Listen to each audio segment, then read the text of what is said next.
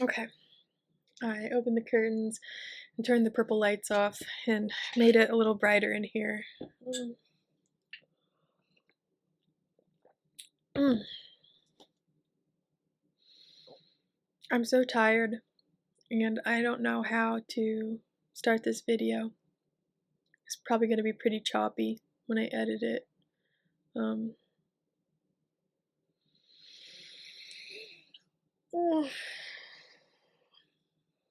I'd wanted so badly to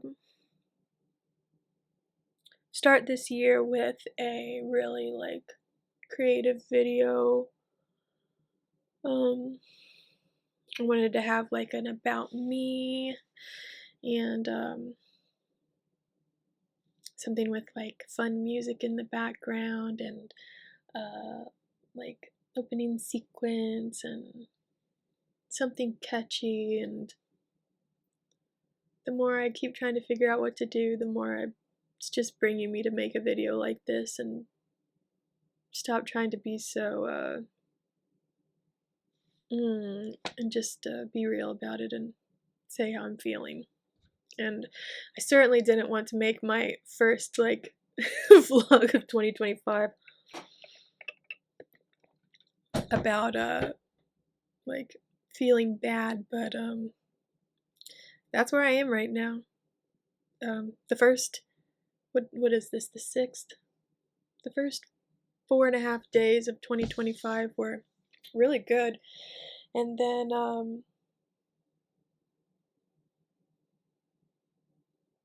it wasn't. I haven't talked about it on this channel yet, and I'd plan on doing it in a much more cohesive and, like I said, artistic way, but that's not going to happen right now. 2 years ago, in the beginning of 2023, I was diagnosed with complex post-traumatic stress disorder, C-PTSD, and I got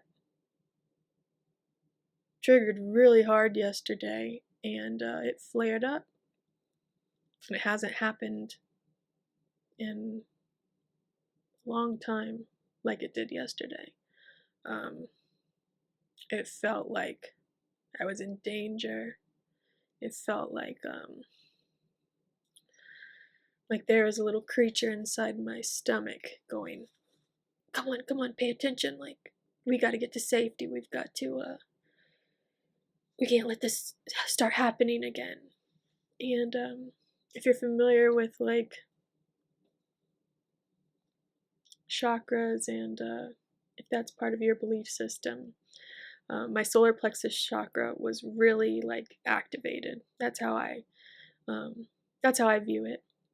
Some people would say it feels like you have knots in your stomach. You tense up in your guts. That's what it feels like, but I think of it in a different way. I think of it in a more magical and what would I call that? That's how I think of it in an energetic way, through a chakra or a energy center in my body. My solar plexus is right underneath my sternum. It's right where your rib cage ends, that little point.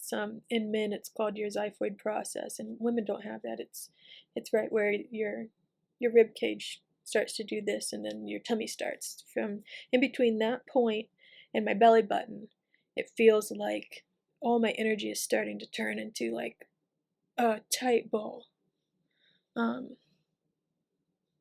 That's how it's always felt when I start to get scared.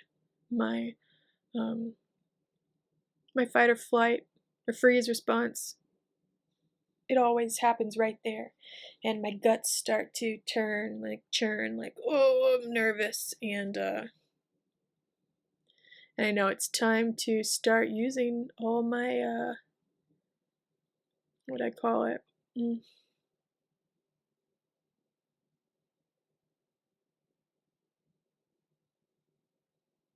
When that happens, I know it's time to start using all the modalities I've collected to combat this. so that I can get this feeling out of my body ASAP. And what did it was the sound of snowmobiles behind my house. It's so strange to think of, like, something so, like, that's what did it, like, that sound. But certain vibrations and certain tones trigger my CPTSD. Part of it is a fear of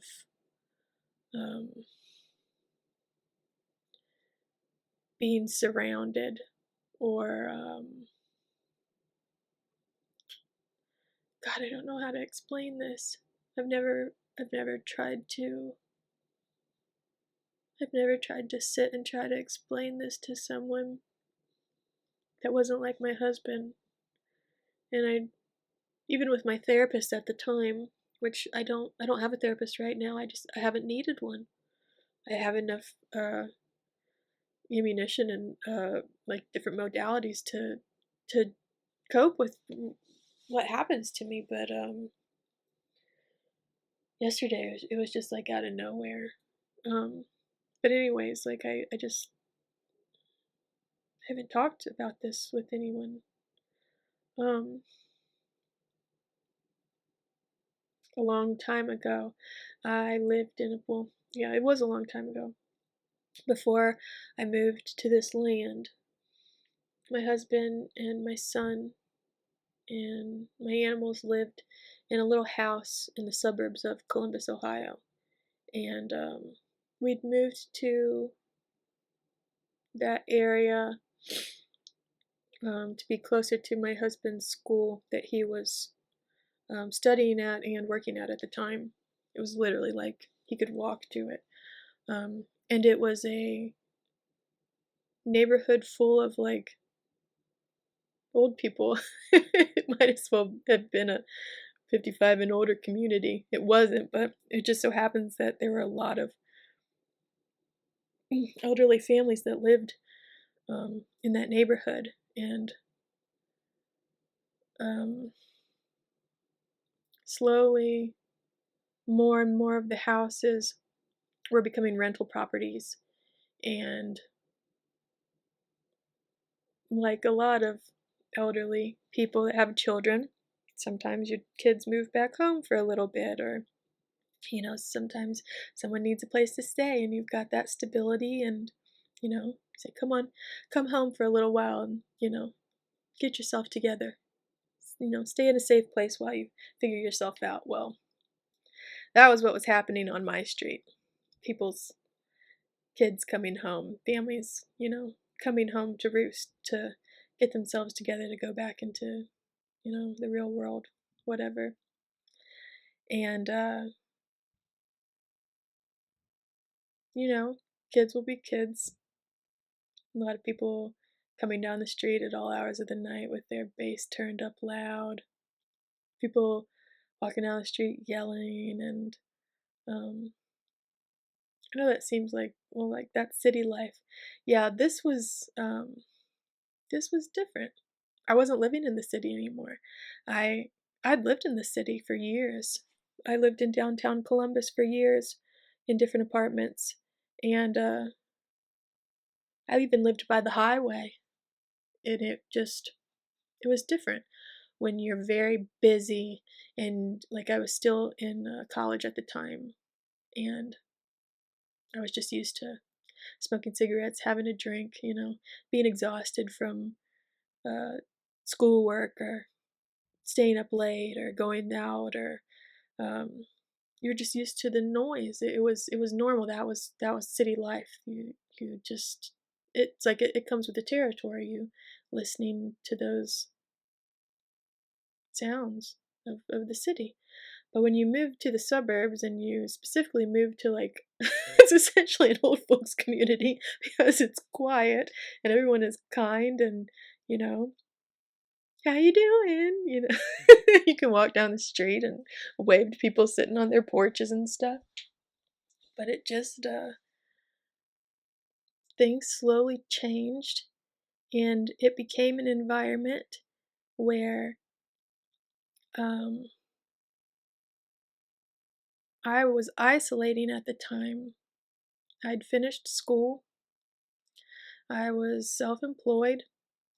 I I was essentially like running my own business out of the house, and also um, dealing with a huge amount of burnout that I didn't even know what that really meant or what it was supposed to feel like, and that it was even happening to me. I just knew, like, all of a sudden I had chronic pain, and all of a sudden I couldn't sleep, and I was having panic attacks, and all these things were happening to me that it seemed like all the pressures of like childhood and young adulthood and being in school, like matriculating and trying to hold a job, and all those things were like, I was finally like settling down and settling in, and I didn't have to worry about those things anymore. And all of a sudden, my body went boom, like, oh, we've got to rest. We've got to figure out what to do. We're in danger. And every time I would hear cars coming down the street that were loud and kids playing outside and people using their outdoor voices outside, but I was just picking up on it. I didn't know that I was highly sensitive. I didn't know that if you think of us as like receivers, think about people like being little robots with antennas. And everybody's antenna is, has a different sensitivity. It can pick up different frequencies. Some people can pick up lots of frequencies. Some people, they just, they just do. Well, my antenna was turned up to like 100. My my receiver was turned up to take it all, and I didn't know it, and I didn't know why it was that way. I didn't know how it got to be that way, but and this was over a decade ago that this had started to happen, and I didn't. Yeah, it started over a decade ago, before we'd even moved into the last house.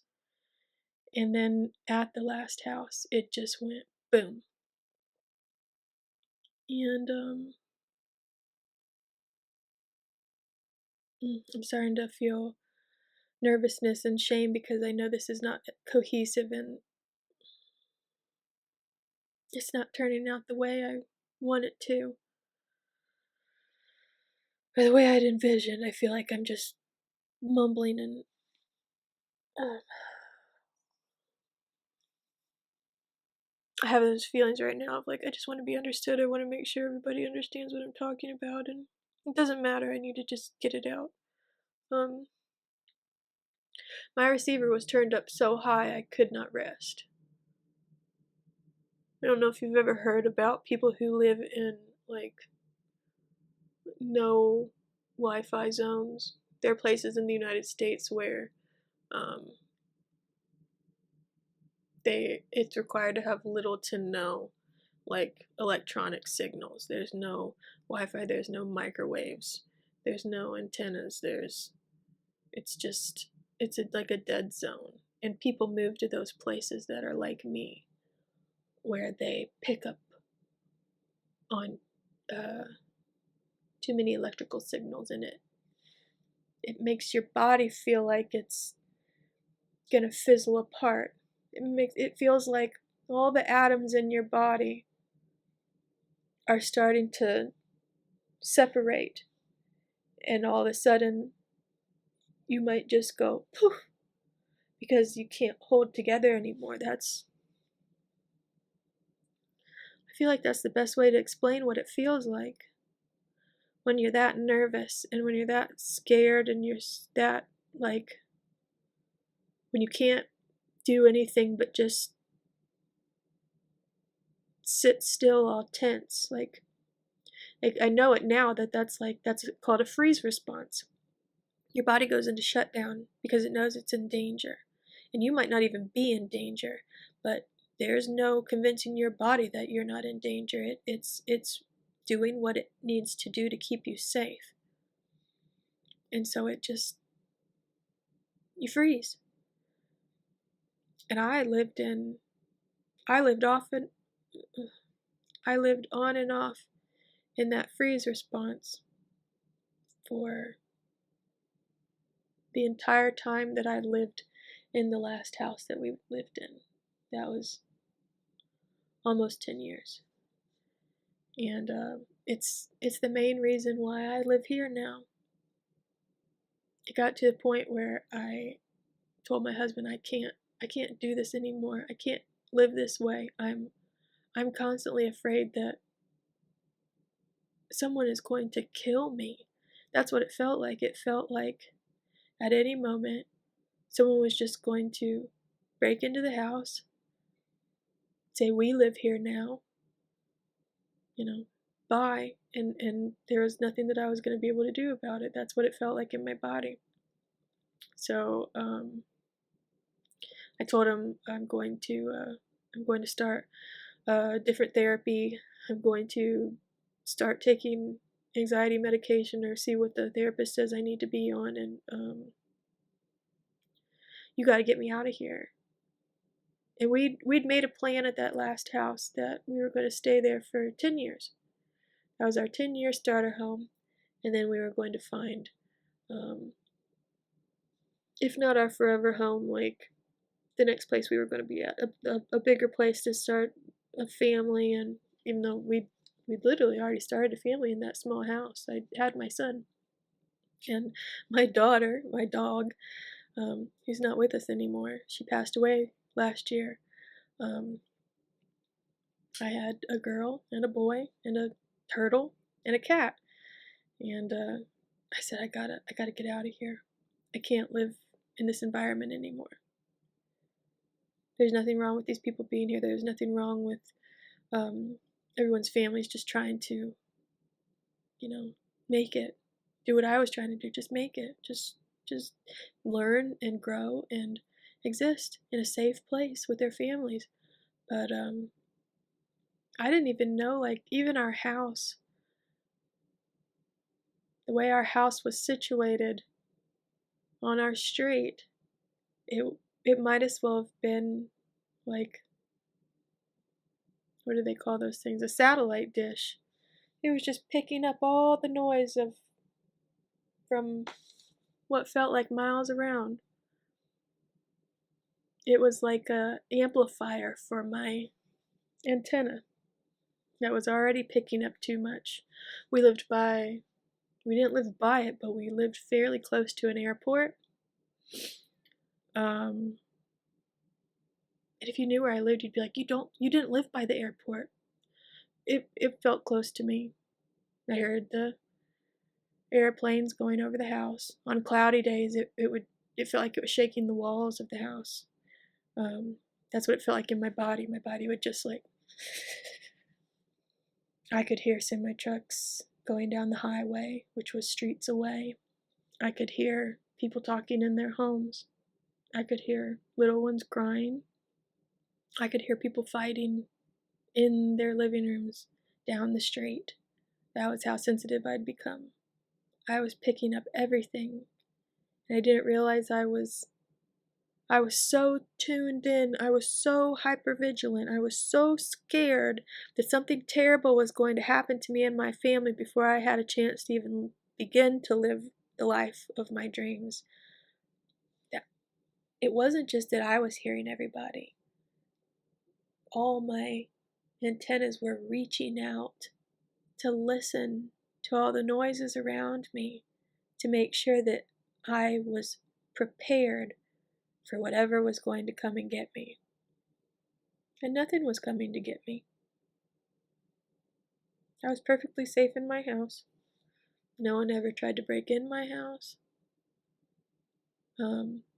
We had shitty neighbors, but I mean, that just comes with living in the suburbs or in the city. Just sometimes you have good neighbors, sometimes you have bad neighbors, and that came with all those houses turning into rental properties and Airbnbs and people's kids coming home to roost for a while to, get their money straight or, find a place to live. And the funny thing was that we ended up doing that. We ended up being those kids, even though we were adults. My husband and I and my son and the animals went and lived with my in-laws in their home, in their neighborhood. Wow. We found a place to live. We sold that house, and it took 10 months to find this place. And I had a big list of things that I wanted, like, what do they call it? Your non-negotiables for, like, my realtor. Like, this is what I want. If you can't find me a place with these things, I don't want it.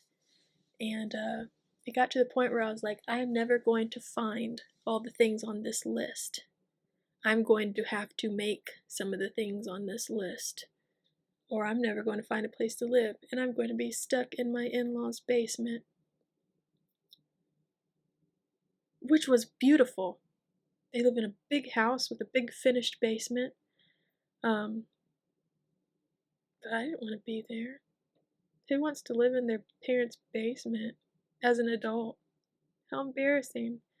Like, that's how I feel. That's what society says, Well, get out of your parents' basement, get off the computer, like, while I have a 1-year-old, I'm working every day, all day long, trying to find a place to live, while my husband grinds at his job, trying to make as much money as he can so we can, find a safe place to be.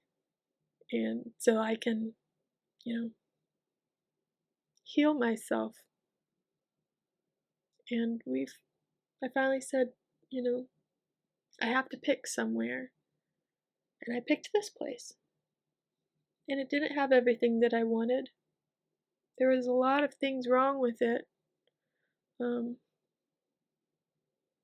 It was the family who built this house. This was their dream home, the parents' dream home. And the parents had died, and then the kids were responsible for its upkeep, and it wasn't the kids' dream home. It was their parents' dream home, and they didn't want it anymore. It had become a big hassle, so they just wanted to get rid of it. And I said, well, maybe it can be my dream home now. Maybe this can be our forever home. It's quiet. There's barely anyone around us. I wanted hundreds and hundreds of acres of property. That was one of the things I wanted. I wanted at least 10 acres. I wanted I wanted so much land that from any direction that I stood on my property, I didn't want to be able to see anyone. And I can see neighbors, like I can see other houses when I stand on my property. But there are literally hundreds and hundreds of acres of nothing around me. If you, take out, I don't own all of them. The farmers around me own them, but I'm literally surrounded by hundreds and hundreds of acres, just like I wanted. I live in a house that's over 2.5 times as big as the last house I lived in. Last house I lived in was in 1,000 square feet. And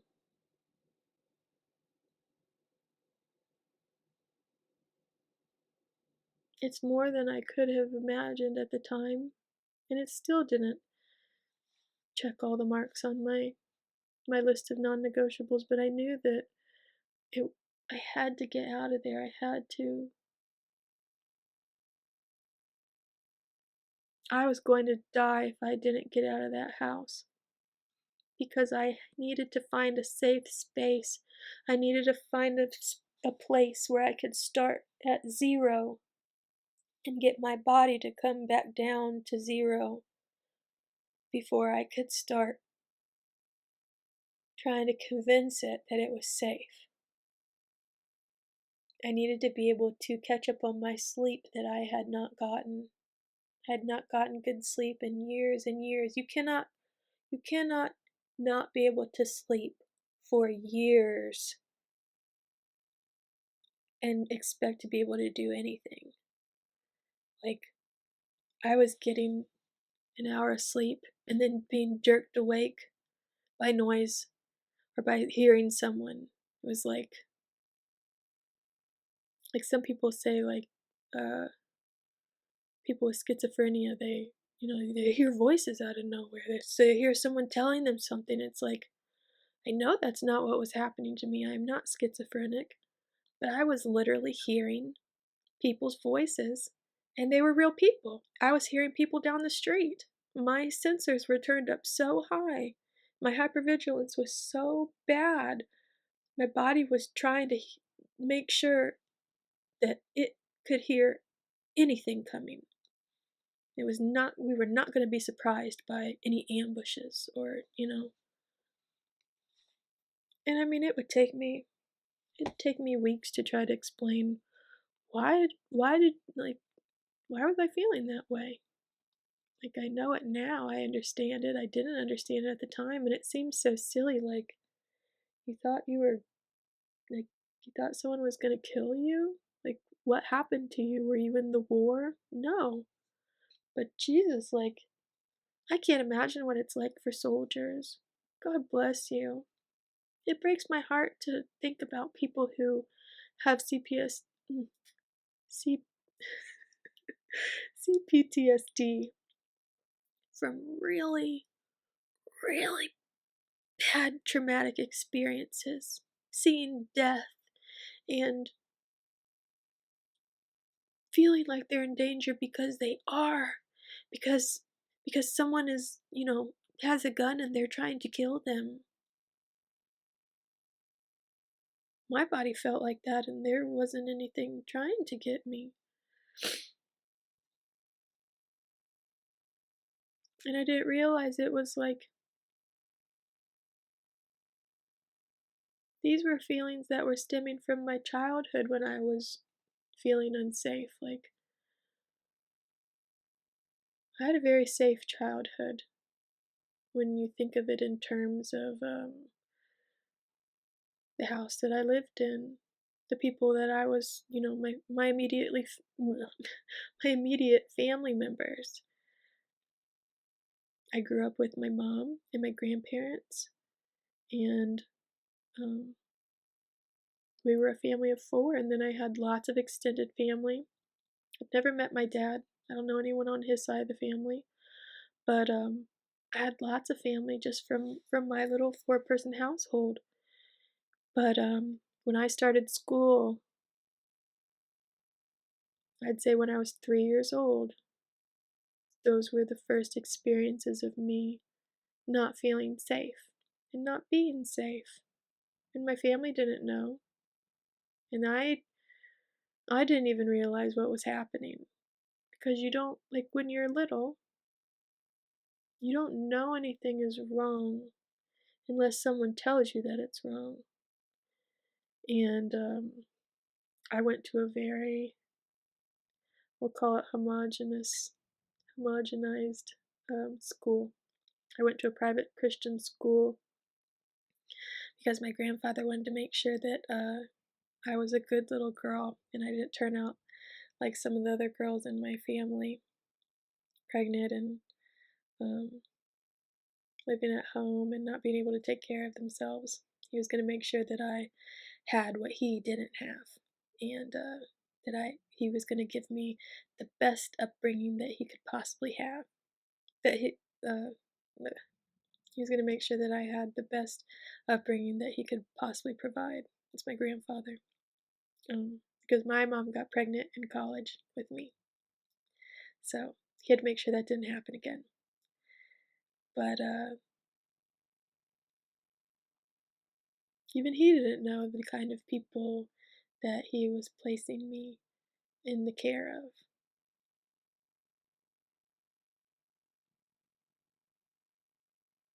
I remember hearing him say,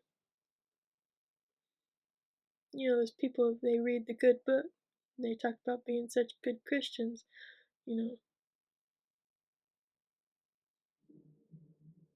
Essentially, he was using me to see if they could practice what they preached. And I wish he hadn't chosen to do that with me. But yeah, a lot of the people that were there to keep me safe and teach me right from wrong were not practicing what they preached. It was all facade. And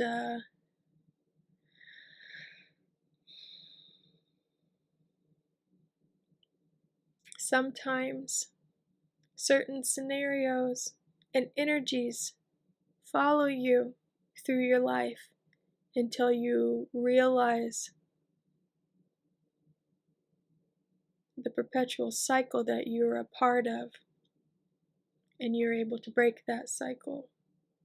And I know that now, but at the time I didn't realize why I kept finding myself around people that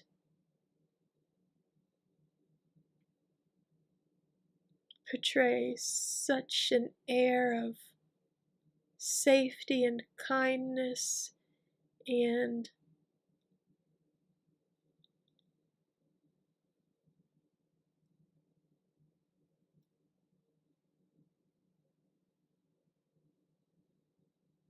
they're evil underneath, and nobody knows. I kept finding myself around people like that, and it wasn't until I came out here that I was able to get myself away from that. And yesterday, my body told me it wasn't safe again. And all those feelings that I used to have in that old house came back hard. And I was not ready for it because I had my whole day planned out. And I didn't have time to be dealing with that.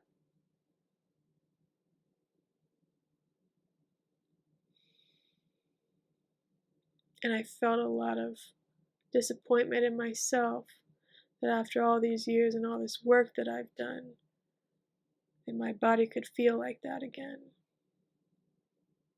And it made me mad. It made me sad.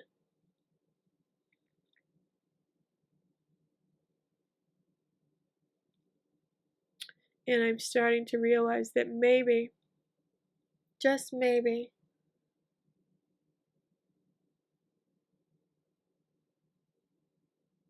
I have not fully exited the cycle that I've been in since I was a kid. Or I've been presented with a wonderful lesson to see just how good I am at using the tools that I've been given to not feel that way anymore. I have C-PTSD. When I go about my life just day to day, it doesn't feel like I have it. I've even told myself, like, I don't have that anymore. I am so lucky I do not have that anymore. But yesterday, my body said, oh yeah, you do. Yeah, you do.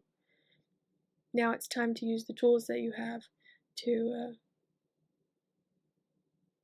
get yourself out of this again. You know what to do. Just do it. And I started doing it, and it was working. I started using the tools that I have, and it made me feel a lot better. But I also knew that it's time for me to start sharing these moments when I have them, because part of dealing with CPTSD is being able to admit when you're feeling those feelings and knowing that there's no shame in that. Your body's just trying to protect itself. Now do what you have to do so that your body knows that you're listening to it and it doesn't have to do that anymore. Part of CPTSD is your body trying desperately to protect you. And the more you try to go, I don't want to feel that, I don't want to feel that, no, the more your body says, but I have to protect us. It's not safe. Just stay here, just stay here. And you have to learn to go, okay, body, I hear you. I hear you. I feel what you're saying to me. Now, this is what I see. This is what's really going on. Let's try to get back to base so we can talk about this together.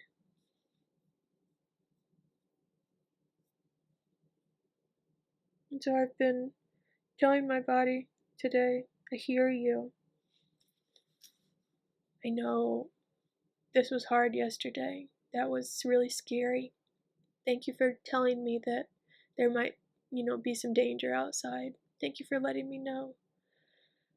But we've gotta remember that we don't have to feel that way anymore. And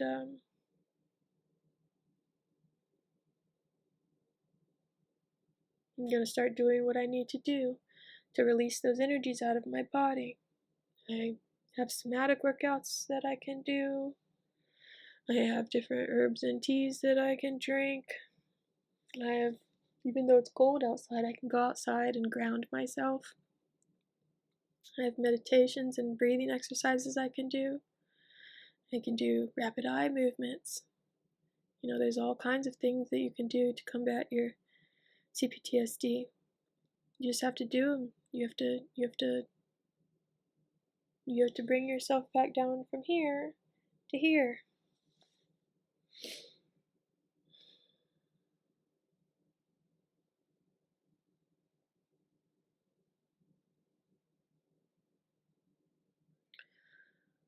I really don't want to post this video. I don't even want to rewatch it. It's so far from what I had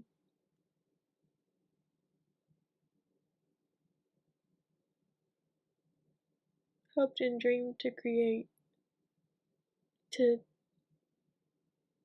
tell the world about these feelings that I have.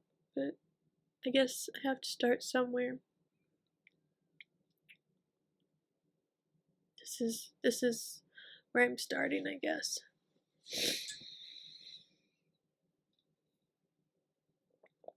I need to cry again. I haven't let myself cry since I had those feelings yesterday. And that's part of what gets this out of my body. Allowing my body to have the emotions that it needs to have. Feeling the emotions that I feel right now. And instead of holding on to them and trying to make them go away, letting them flow through my body and float away. I'm a receiver. Nobody told me that. None of my therapists explained that to me.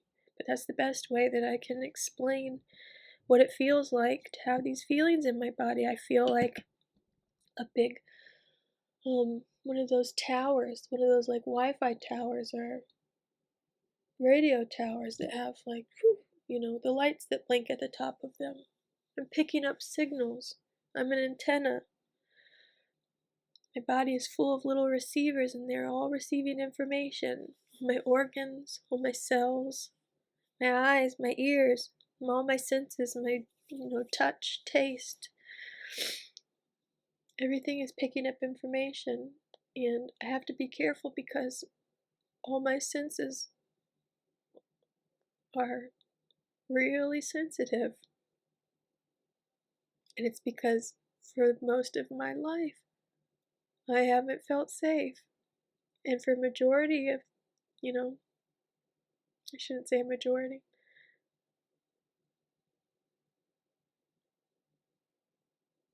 A large part of my childhood, I was not safe. I was not around people who should be in charge of children, who had children who were learning to perpetuate those things. And I still know that I'm lucky to have grown up the way that I did. But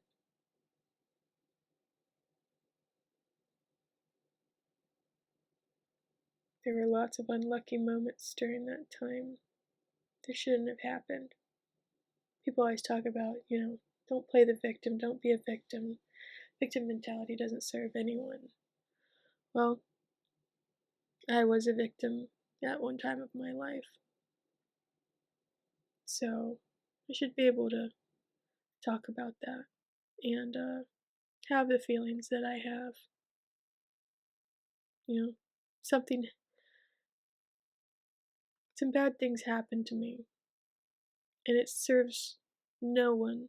It certainly doesn't serve myself to try to pretend that that didn't happen and that it wasn't as bad as, I think it was. It was bad. Nobody should have to deal with that shit. Nobody should have to go through that shit.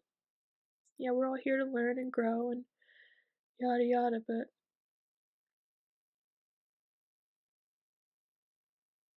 I was victimized. And I'm still dealing with I'm still healing from the repercussions of a few bad people's actions. And unfortunately, there have been different scenarios in my life where I've been around people that were like that too. People in my family that were supposed to keep me safe. I found out a few years ago they were just like those people when I was a kid.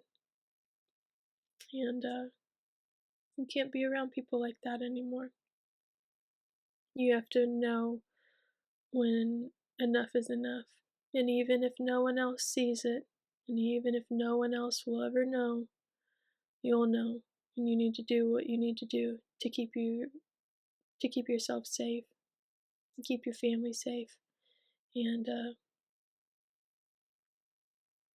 thank those people for the lessons.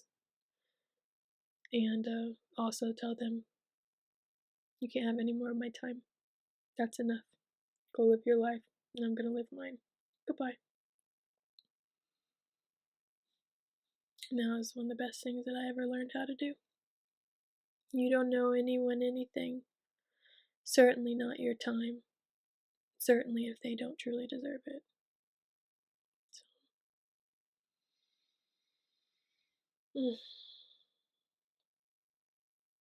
I don't want to talk about this anymore. I think I'm going to go cry a little bit. And I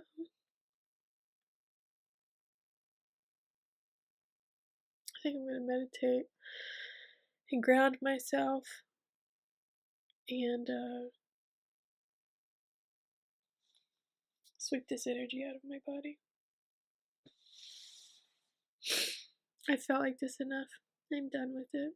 I don't want to feel like it anymore. It's time to do some magic. I don't know how I'm going to edit all this together. I don't know if I'm going to use any of this.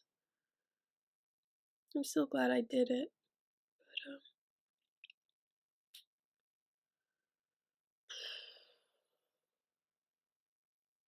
But I'm so tired. Okay, I'm gonna get up.